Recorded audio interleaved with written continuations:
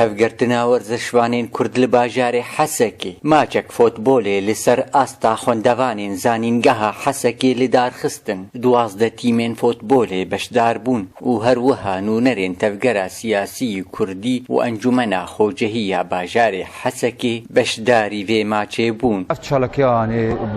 hevgirtina werzejvanê Kurd sala şişayê Amerîkayê radibin bûyê wek arkekî wek folklorek ji me re yê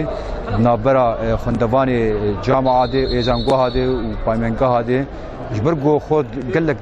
penaber bûn îsal em neçar bûn ku em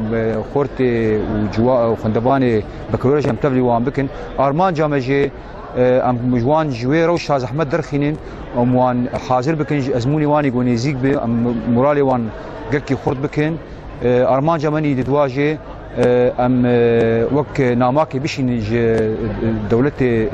alemê de انه شورشا me berdewam e hemû rengê xwe bi rengê werzişî jî rengek jê bi rengekî rojane dihate lîstin navbera van tîman û li gorî axaftina Nazım Ahmû endamê werzişvana asta yêrîzanan bilind bû. بالنسبه لمستوى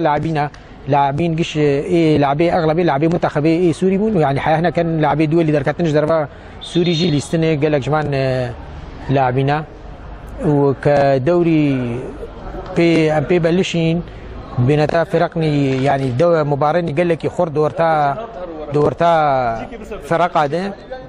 في مستوياتني قال لك يعني اهداف لاعبين قال لك خورت دبون اهدافني باش تدانين وايه فريقي هردي جيان داوي ايه صداقه وايه مغتربين.